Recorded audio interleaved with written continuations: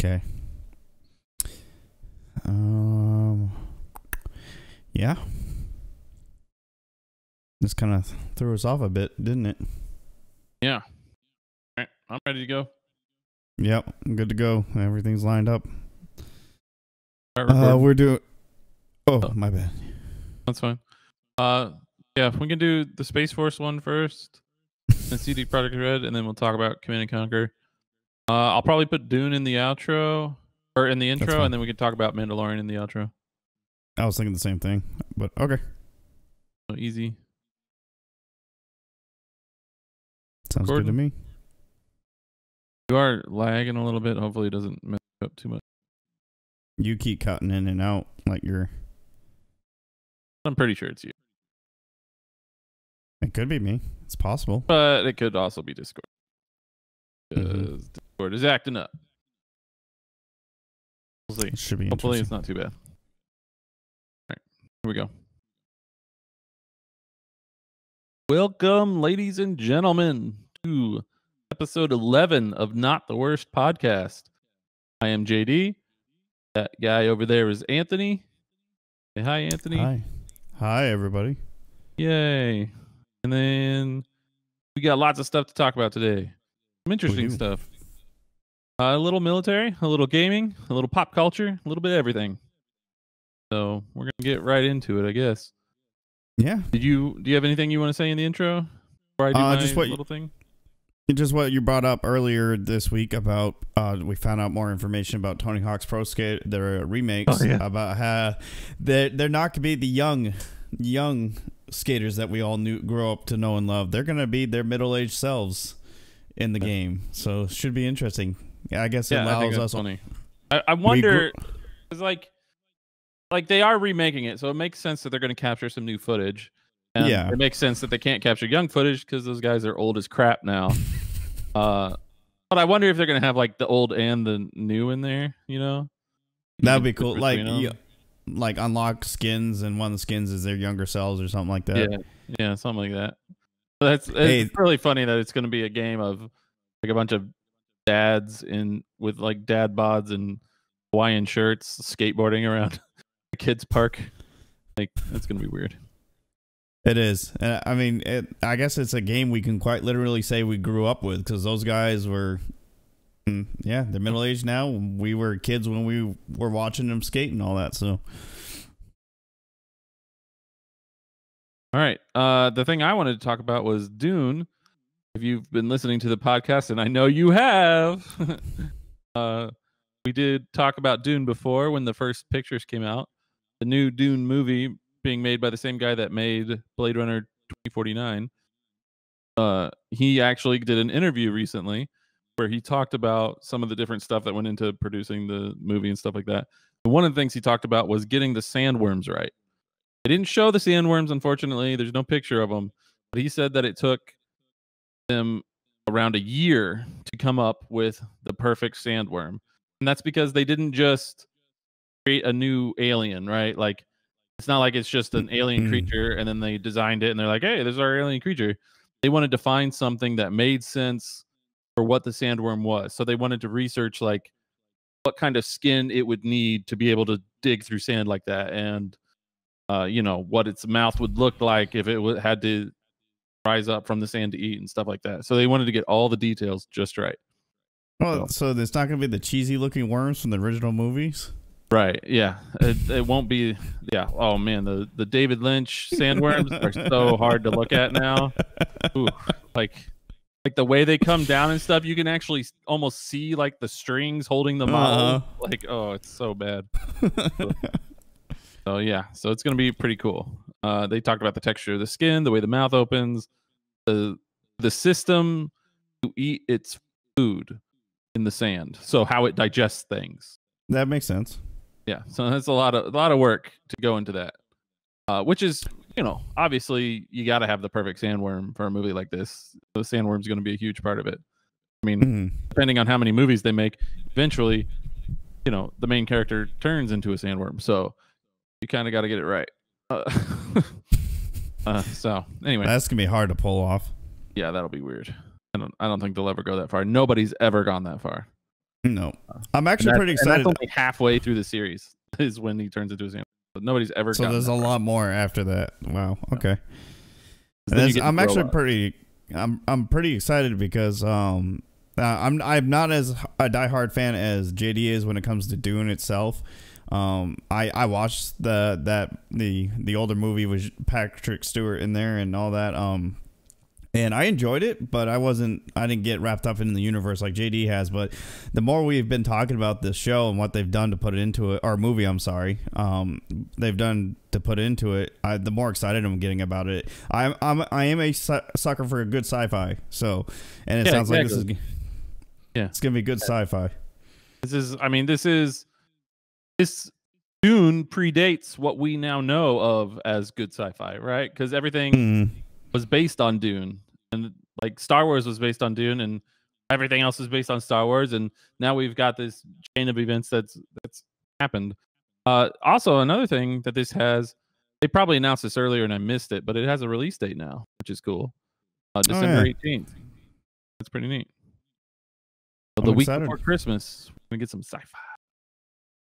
And we'll get some spice for our holiday spice. Yep, gonna take drugs to the theater with the children. And there we go. Okay. All right. Let's move into our topics. That was just kind of our intro, just little tidbits of info for you. Our first topic. Why don't you take that away? Because that's the one you wanted to talk about, which it's pretty cool. So we'll talk about it. Yeah.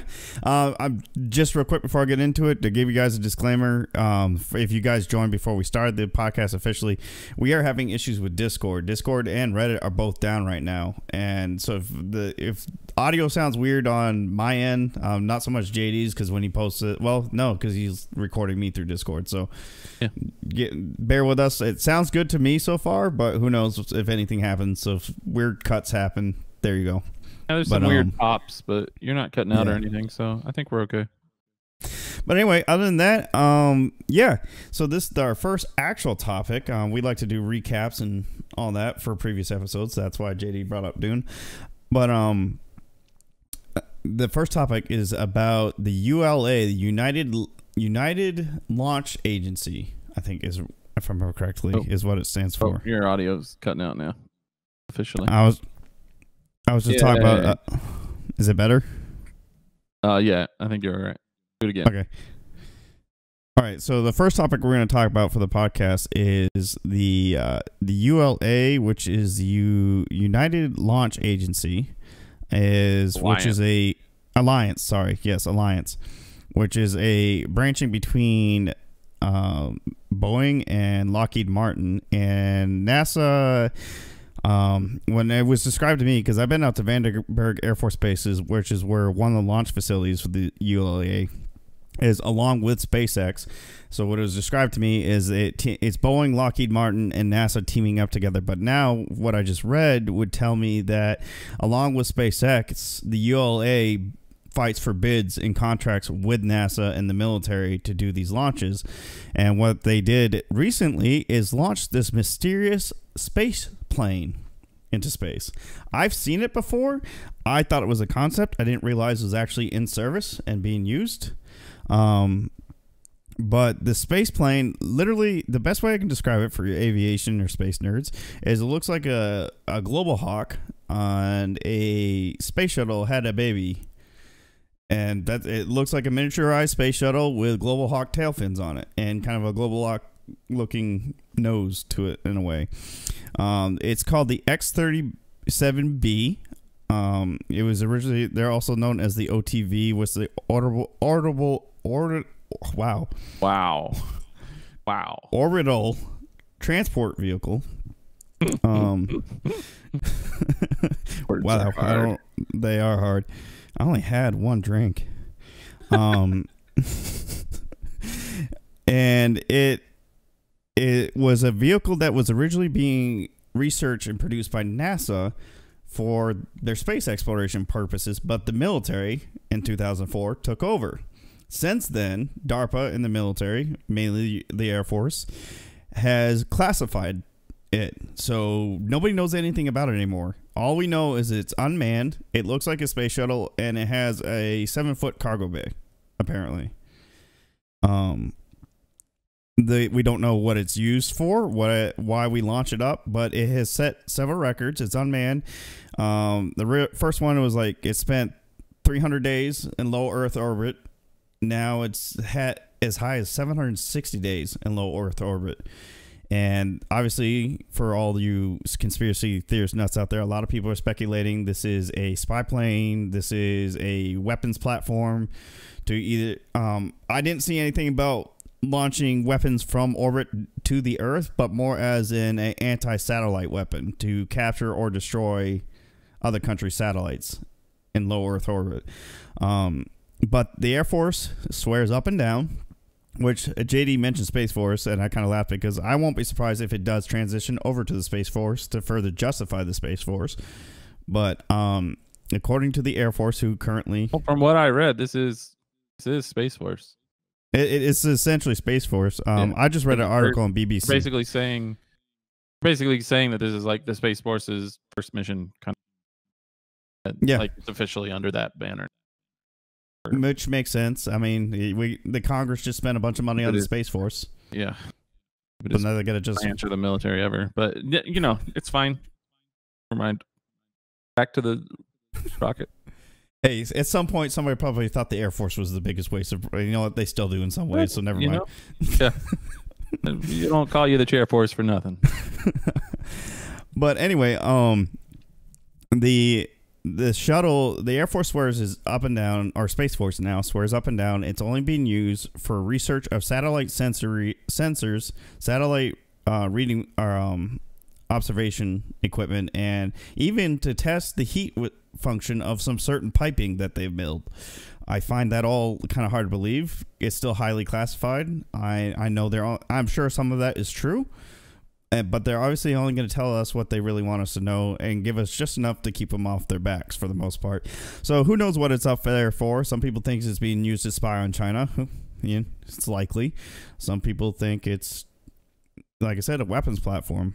But the Air Force says it's just there to test satellite equipment before it's installed on an actual satellite and launched into space. And since it's a vehicle capable of flying and landing, there you go. One of the article that I'm reading comes from the Space Force, and it describes there's a small satellite called the Falcon Sat 8. And it has two payloads on it, one of which studies the effects of radiation on different materials, like plants and seeds, see how they grow. And then the other one has a power beaming experiment that uses microwaves. So those are two of the kinds of experiments that they use on this. Just to be clear, guys, I don't think he means by power beaming as in like transporters. Oh, no, I do.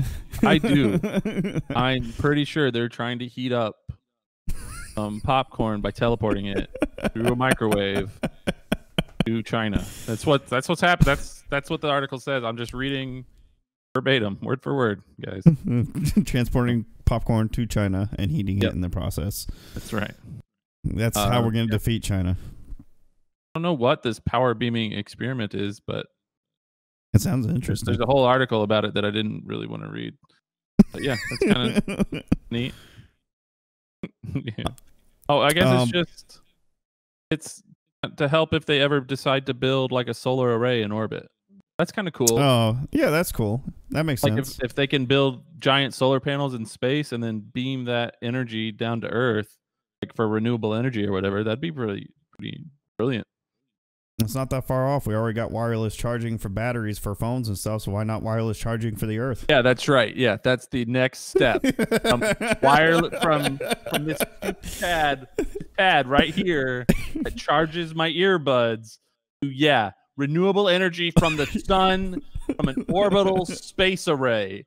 Yeah, that's the next step. I was trying to simplify for those who may not understand, okay? So dumb. So pretty, but so dumb. At least you say I'm pretty.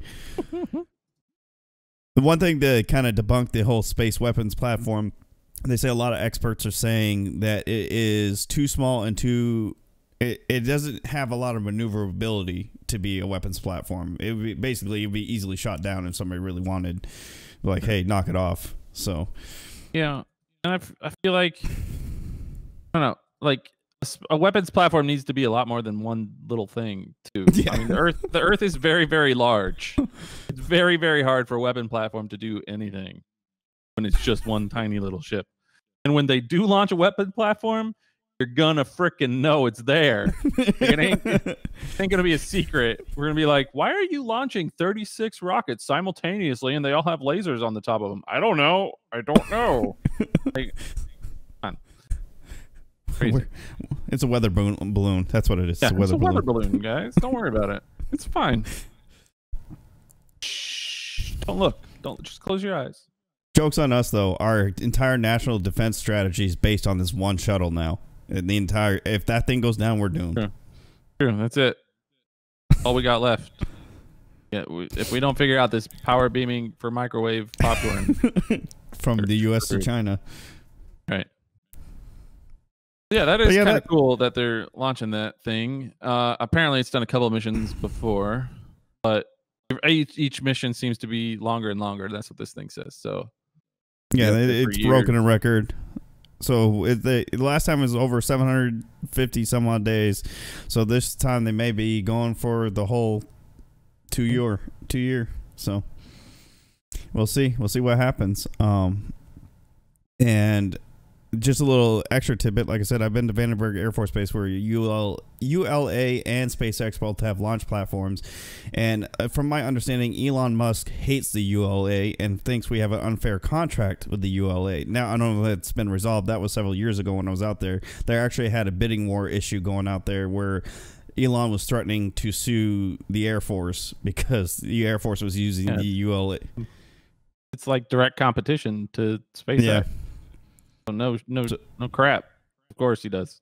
I would have a problem with it too if I was a billionaire with a space program.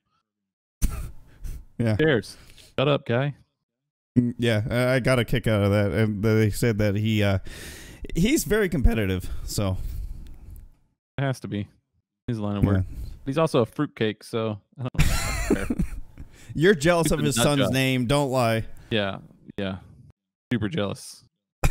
We're jealous of a name that I literally can't even pronounce. No, I don't even know. I would literally have to put it in the description to describe it. Yeah. That poor kid. That poor kid is screwed. He will never be normal. Ever. If he doesn't... Have you met the mom? The mom's a nut job too. I haven't. No. I know nothing about the mom. They're insane. They're crazy people. I mean, you got to be for what he's trying to envision, so... Yes. He launched a car into space, so doing something right. I can't even drive a car. Yeah, he's come a long way. But yeah, that's pretty much all I want to really talk about with the X-37B. It's interesting. I know a lot of people who get really wrapped up in the military conspiracy theories are going to speculate for years, regardless of what we just said here, what anybody else will come out and say. But it's an interesting project. I've always been fascinated with space. Always thought, I mean, I love Star Trek. I'm okay with Star Wars. I'm not a huge fan of Star Wars. I prefer Star Trek over Star Wars. And I love Stargate. So I'm fascinated with space. Would love to go up there. Be terrified to do it, but someday it would be pretty cool to think someday we could be out there traveling amongst the stars, and this may or may not be a step in that direction. Now, it is done by the military, so probably not. It's probably more for combat reasons, but the U.S. Space Force. Hey, you notice they have a very similar emblem to the comm badge to the Federation, so yeah, they stole that. Stole it. Jerks. Plagiarism. Insane plagiarism. Let's move on. All right. Yeah. Next topic. CDProjekt Red. CDProjekt. Well, technically the CDProjekt group. Yeah. The CDProjekt Red is just one of members of that group. But if you don't know who CDProjekt is, they are a really big video game company that makes the Witcher series. And they have a game coming out this year called Cyberpunk 2077. And you've probably heard of that because it's been all over the news. Everybody's looking forward to it. It's going to be like the game of the year. And they also run Good Old Gaming, GOG.com. It's sort of like a Steam competitor. Only not really a competitor because when you buy stuff on GOG, you get a Steam key. So I don't really know how that works. It's the same thing Ubisoft does with its games. You can buy the games for Ubisoft, but you play through Steam.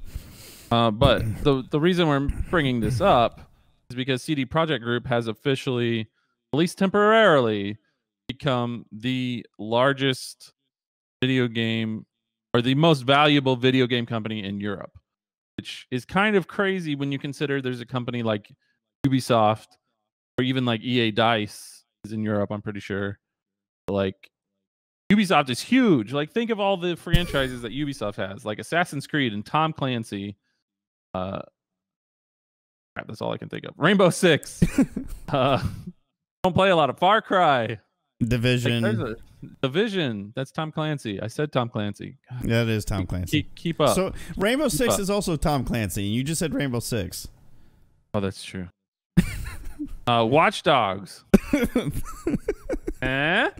Watch Dog franchise. Their biggest game ever. It's funny you should say that. They're saying that they're releasing a third Watch Dogs, which I didn't realize was doing well enough to make 3 of them. Watch Dogs Legion. Nobody wants that game. Nobody wanted Watch Dogs 3. Nobody wanted Watch Dogs 2. Barely anybody wanted Watch Dogs 1. Anyway, so CD Projekt Group, temporarily at least, became valued at 36.5 billion PLN. I don't know what PLN is, but I'm not European, so that's why. And Ubisoft was 35.6. I imagine by the end of the year, with all the games that are coming out, like Assassin's Creed and stuff, that Ubisoft's going to surpass them again. But it's kind of crazy considering CD Projekt doesn't do that many games. They don't have a whole lot of franchises. They're very niche games. Right, exactly. The Witcher was such a big series and exploded so much, and they have all these other little resources coming in too. They're able to do that. In fact, they're the second most valuable company in Poland, only behind a bank. And that's crazy for a video game company. They're huge. I kind of didn't realize that. I always thought it was like a smaller company, more like, I don't know, maybe like Bethesda or something than something that was taking over the continent over there. That's nuts. That's very cool. I mean, it would be like Bethesda overtaking like EA or something like that, essentially. Yeah, I guess, yeah. But I mean, it's insane. I mean, I've been hearing about CD Projekt Red for years now. And in fact, they even mentioned it's long been delayed. I think it's delayed again, if I remember correctly. I think on September. Yeah, 17th of September. But to think to surpass something as long running and as old as Ubisoft, I don't know how old CD Projekt Red is. It started with Witcher, didn't it? But see, yeah, CD Projekt Red just started with Witcher, and it was like a tiny little independent company. Then it's crazy to think that they've surpassed Ubisoft in value. I mean, it is. According to the article, Ubisoft does like billions in revenue, so it's not a big loss for Ubisoft. I mean, CD Projekt Red doesn't do near that in revenue. They're just valued more. So, and every game series that Ubisoft has, with the exception of Watch Dogs. Well, I guess there must be a fan base for Watch Dogs if they're making a third one. Ubisoft has huge fan followings. I mean, Assassin's Creed has the diehard fans that are always going to buy Assassin's Creed games. Rainbow Six is always, which, by the way, we're going to have to probably pick this as a topic for another episode, but they're coming out with Tom Clancy's Rainbow Six Quarantine. That's like poor timing. Yeah, that seems like poor taste. Maybe we rename that. I don't really want to play Tom Clancy's Rainbow Six Stay at Home thing. It doesn't seem like my kind of game. No.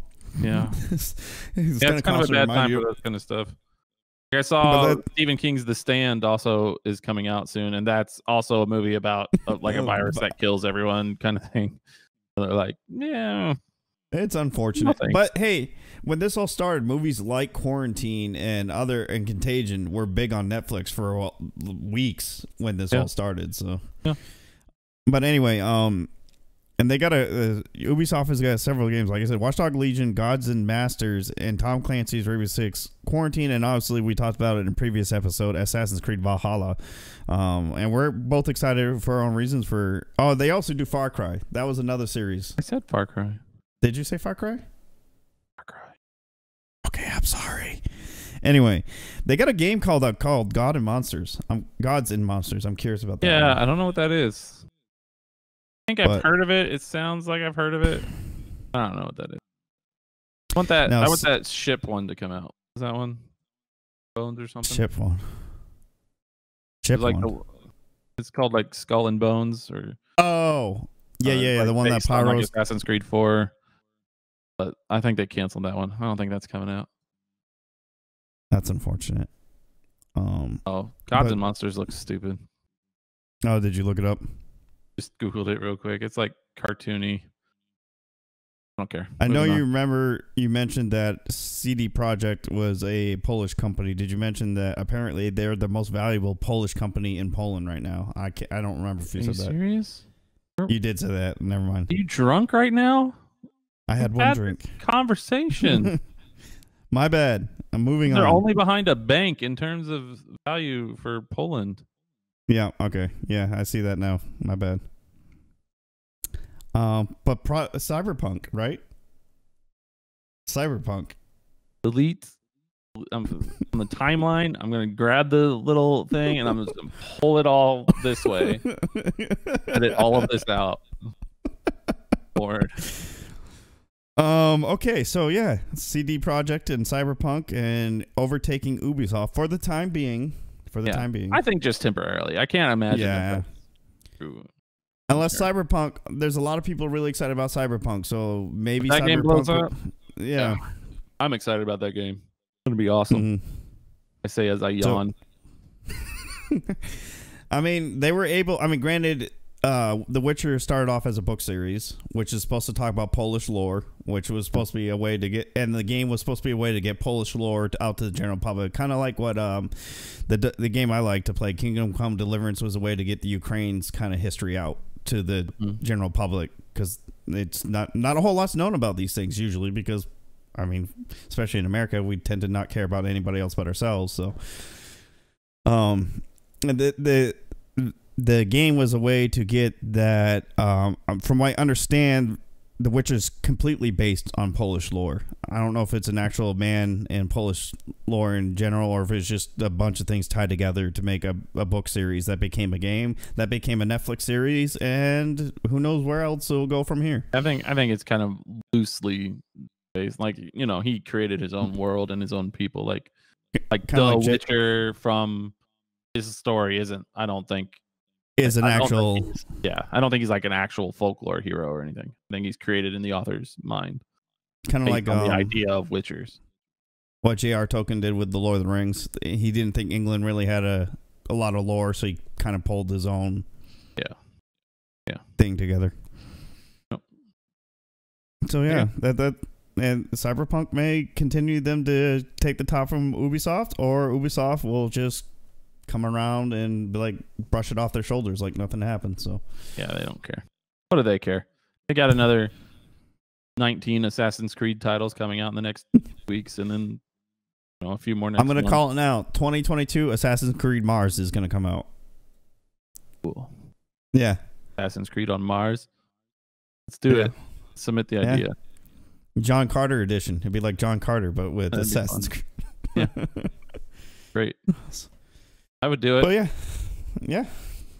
Cool. All right. Next topic. I'm going to talk about Command and Conquer. JD and I are both excited about this one. We like Command and Conquer, and we are looking forward to the remasters that are coming out even June. So very close. Is it really? I think it's just right around the corner. I don't think it's been delayed by anything, by the pandemic or anything. So that's going to be very cool.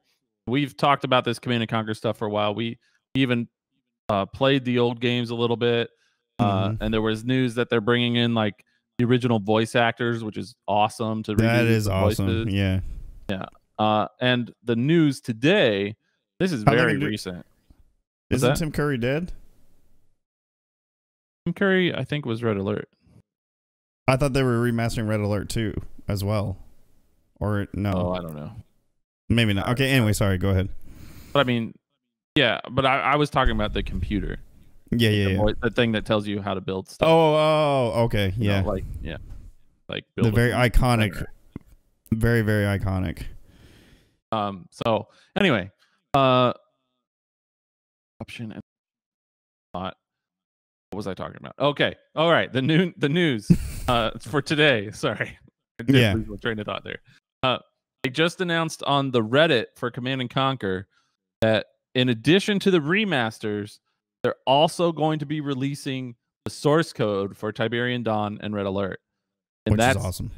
Really big news for the modding community, which basically is what revived the remasters in the first place, was the modding community continuing to keep the games alive. And EA noticed the interest and decided to remaster the games. And source code is huge, because without that source code, you're very limited on what you can do, right? You can't, and that's one of the reasons Steam is so popular with game developers, is because it locks the source code for them, so they can do a whole lot of stuff without sharing the source code with people. And I've learned that from Age of Empires. Anyway, never mind.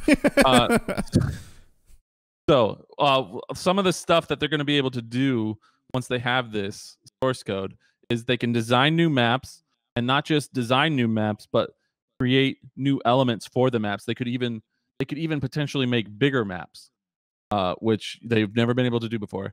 You could create custom units. You can replace art. You could create an entirely new faction with its own custom art and custom units. You can alter the gameplay logic, so you can make AI smarter. You can make all new AI to play with, things like that. And you can edit the data. And they gave an example in their thing. When they release the source code and they release the new games, they're also going to release a new modded vehicle, which they thought of as the Brotherhood of Nod learned how to make mammoth tanks. And what the Brotherhood of Nod would do is put a nuke on it. So they created the nuke tank for Brotherhood of Nod. It's a mammoth tank that shoots tactical nukes. Oh, that's awesome. And that'll be a playable unit when the game launches. They're like, that's just one example. We want you guys to create your own stuff. Knock yourselves out. Yeah. And so just to let you guys know, if you maybe not entirely familiar with the Command and Conquer series, you may be thinking that like Command and Conquer, Tiberian Wars, and Red Alert 3 just came out or is it 4? I can't remember. Anyway, the Red Alert and a Tiberian War or Command and Conquer Tiberium game came out not that long ago. Those aren't the originals. They were sequels to the originals. So they're remastering the originals, and they're not remastering those. Huh? Those were bad. Yes. Like most of the Command and Conquers that have come out recently have been pretty bad. Generals wasn't bad. It wasn't the greatest, but it wasn't Generals bad. Was bad because it wasn't Command and Conquer, but it was a good game on its own. It should have just been its own game. Fair enough. I'll give you that. That's what I would say. Hey, but once you play Generals, you're like, I get that it's not Command and Conquer, but it's fun. But it was not Command and Conquer. It was not. No. Now, you had fun with the Command and Conquers, because that's also the one where I nuked you like multiple times with the mothership, not realizing that I had fun playing it. Yeah, it was fun, but it wasn't it's not as fun as the originals. The originals are going to be more fun, and we're going to play those too. Yeah, we are. I'm down with that. Should we start saving your pennies? I'm looking at. Yep, I'm already looking at EA. Say, shut up and take my money. Yeah. I think we're pretty much in on that. I love those kind of games. It really brings me back. So it's going to be super fun. And with the new modding community, we can keep an eye out for all the stuff that people are adding. They might even make like new story modes and stuff, or cooperative story modes. Yeah. They can have like really maybe even a survival mode with Command and Conquer style. That would be pretty cool. You get to build your units. It kind of be like a tower defense in a way with objectives. Sure. So yeah, they'll be able to do all that kind of stuff. We'll have to keep an eye on it to see everything new that comes out. And they're going to be making it easy too. They said you're going to be hooking it up with like Steam Workshop, and I think it's coming out on the Epic Game Store, or no, Origins, because it's EA. Yeah. Origins. So it's going to be on Origins, and you'll be able to download mods from Origins and stuff like that. So they're going to make it super easy for people to get the mods. It's going to be great. Be a lot of keep fun. an eye out. I can't remember which Fallout it was. I think it was Fallout 4. They said modders, if their source code gets in the right hands, modders were able to put 4K shaders into one of the last Fallouts. So even then, the EA can remaster these games to a point, and then a modder can come along and just make it look like a completely different game if they really wanted to. So yeah, and I'm sure they will. I'm sure there's probably some diehard Command & Conquer modders out there that are going to go nuts with these source codes. Really do some really cool things. Yeah, graphic overhauls and all new factions. Like, I could just imagine the chaos that's going to ensue. So you sorry, go ahead. I was just going to say, since we were already planning on getting the remasters, playing them anyway, we might as well just download all the mods too. Put them all on. Hey, we did quite a few mods in Ark, and I mean we're all about mods. We don't mind doing mods. So yeah, Divinity, we did lots of mods in Divinity. Yeah, it's the game that we still haven't beaten, and we probably forgot where we. I'm so afraid to go back to that game. I don't even remember what I was trying to build for my tank. I don't even remember what I was doing. Did we even finish Act 2? I don't think we ever moved on to Act 3, did we? The last thing we did was help that demon girl we thought was going to eat our faces. That's the last thing we did, because that's still Act 2. It's only halfway through the game. And how long were we playing that? Ugh. Yeah, it's scary. Anyway, back to Command & Conquer. Love Command & Conquer. I think this is a great thing for EA to do. I mean, it's an old, these are old games, right? It's an old franchise. They're not going to get much more value out of it than the remasters anyway. So it makes sense. And they said that they teamed up with the community. That's why they posted it on Reddit, is because they teamed up with a community of modders that were from Reddit, basically, and managed to work together to get that done. It takes a lot to release a source code. Like I was saying in our chat before the podcast even started, like, companies hoard source codes. Like, having that information is the IP. It is the value of the game.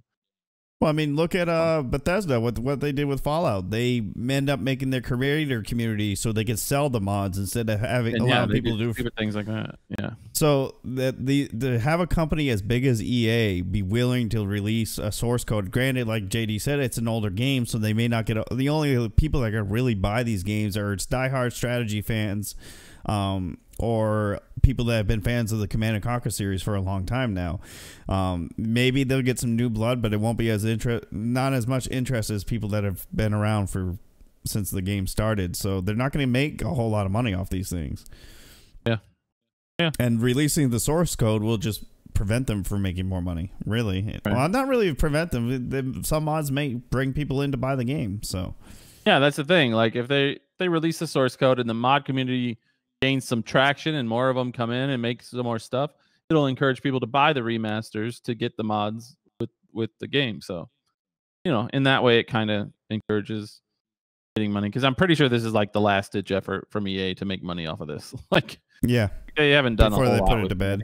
Yeah, people have been calling for another Command & Conquer for kicking Tiberian Wars in the recent Red nobody Alerts. makes strategy games anymore. No, not really. Microsoft's been working on Age of Empires 4 for like 4 years. And I know, because I mod the Reddit community for Age of Empires 4, because I'm waiting for that game to come out. And they have barely ever shown any information on it. That'll be a game I'll get into. I like Age of Empires, so yeah. It's going to be a fun one. I'm really looking forward to that. I consider Age of Empires, like, if I were to list my top 5 favorite game franchises. Yeah. And that also includes like Command & Conquer, because it just kind of includes strategy games. Yeah, just in that one big genre right there. It's all clumped in there somewhere. Hey, the guys that made Kingdom Come Deliverance, they're talking about making their own strategy game, and it's an alternate reality World War II, where like mechs and stuff. So that would be interesting. They're gonna make Red Alert. Yeah. No. Isn't Red Alert after the war was lost? Yeah, but it's like alternate history World War II. But it's supposed to take place after World War II, isn't it? I don't know. the Soviet, somebody time traveled to mess with the timeline. I don't, okay. Anyway, it's been a while since I played. Yeah, I was gonna say, when's the last time I looked at the plot line for Red Alert? 10 years old. But this is gonna have a, like, Red Alert had kind of a more futury, more colorful. I mean, this doesn't really make a game better than the other, but the color palette to this Warhorse Studios strategy game is going to be completely mild, earth tone, dark. It's going to be very grungy, and it's going to be mech. It's a lot of, it looks like a lot of mech related. Super fun. I know. Grungy and dark and brown. Yay! Throw some gray in there. Give me a little faded white. Make it beige. Oh, the beige. Yes, the color palette is what makes the game better. We're supposed to keep this somewhat PG, right? Let me. Yeah, I mean, they do like kind of a realistic alternate history. That's what I'm trying to get at. It's more. It makes more sense than what Command and Conquer really did. I knew what you were getting at before you even started to talk. You just dumb. I'm bad at conveying my thoughts. Yes, very much. That's fine. All right, so that's it for us. Or that's it for the topics. We just got our outro to do now, and I did want to talk real quick about The Mandalorian 2.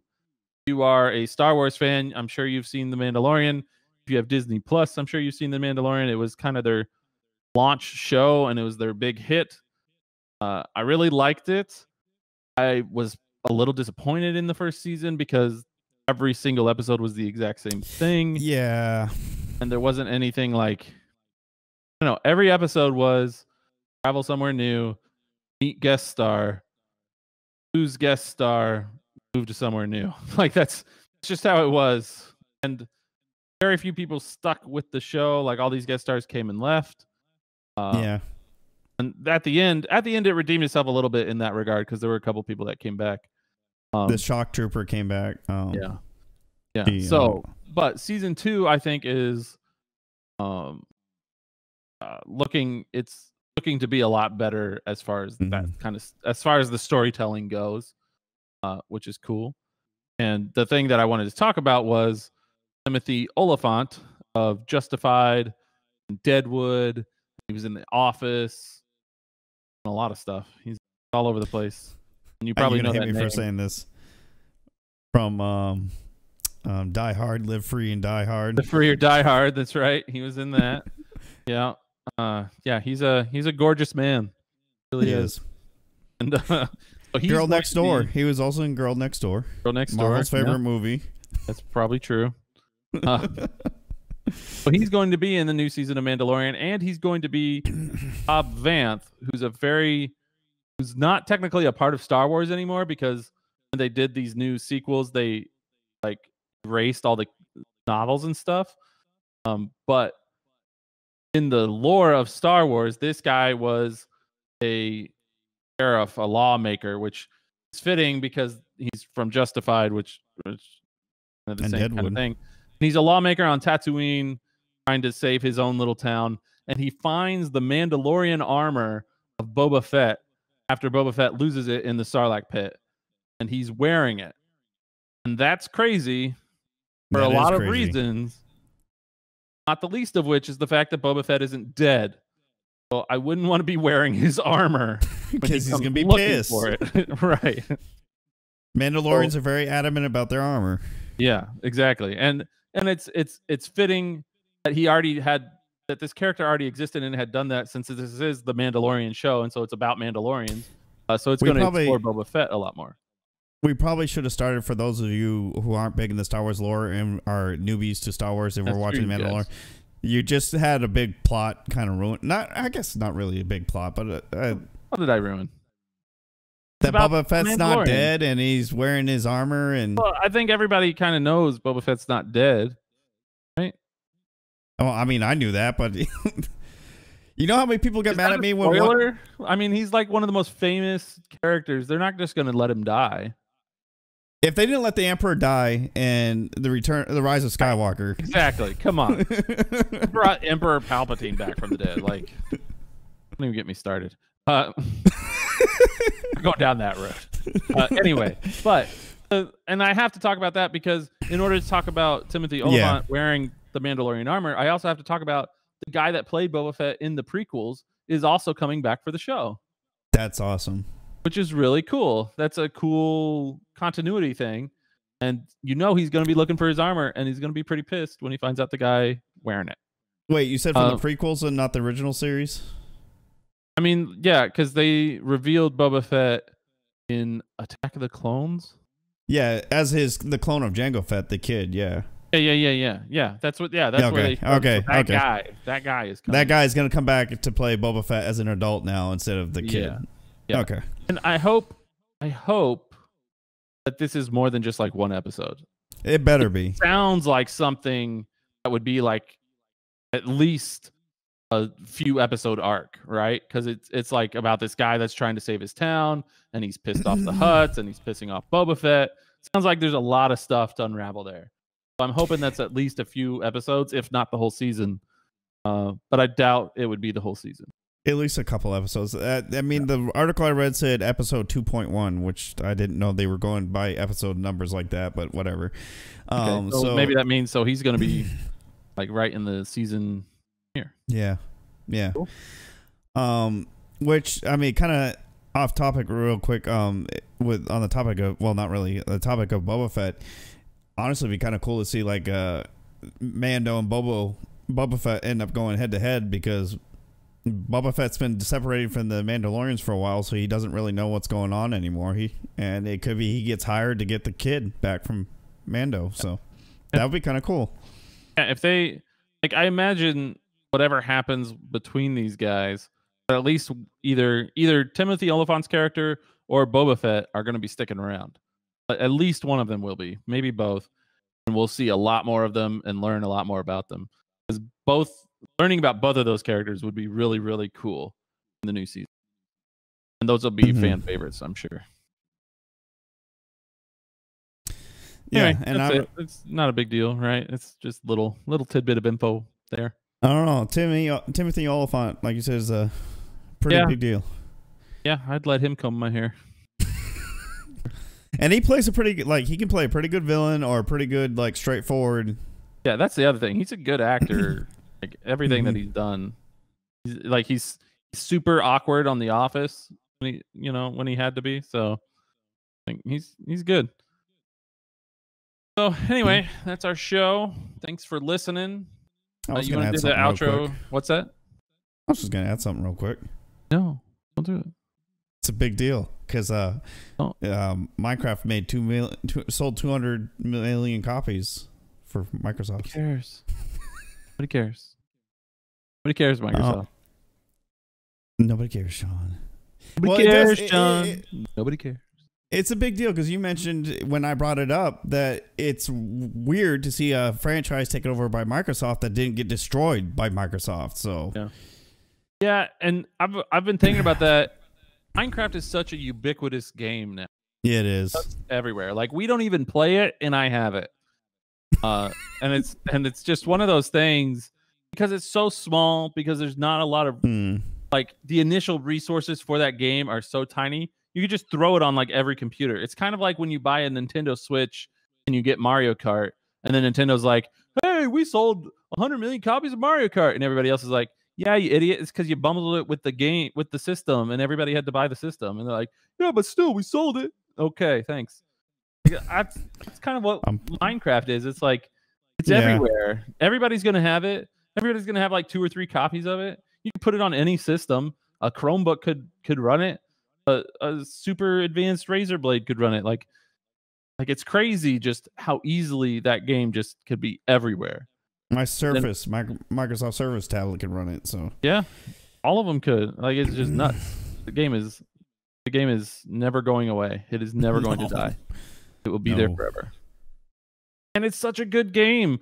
That's what's crazy. Like, it's not a bad thing. I'm not saying any of this because I think Minecraft is bad. It's great. And it's awesome. And children love it and adults love it. It's like the Lego of video games. I mean, for crying out loud, like everybody can do it. It's being used for different projects. Like you got the create the earth, and then you got the censored library, and there's a huge modding community for that too. So yeah, you have these crazy huge projects like build the earth to scale, where they're building actual buildings, and then you have.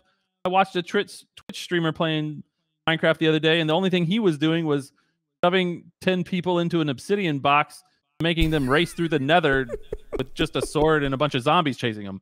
Like, that's the complete opposite of creativity. Giant squids making fart noises. I don't know what that was, but it was hilarious. The people do all kinds of things with that game. So yeah, that's what's so crazy about that game. It is pretty nuts. Anyway, but yeah, that I didn't want to try to get into another deep topic about Minecraft, but because I just want to bring that up real quick. And like JD said, that's it for this episode. You said you wanted me to do the outro, or did you? Yeah, go ahead.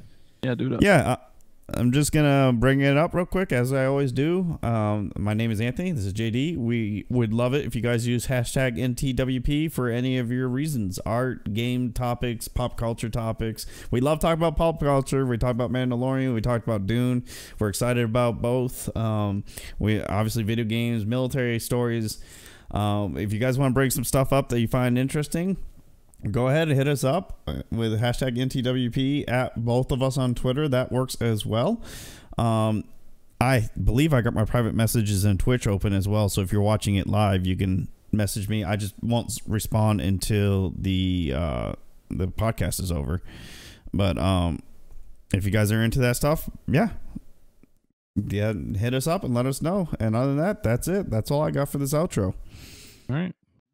Thank you guys for listening. We'll see you next week. Bye-bye. Bye.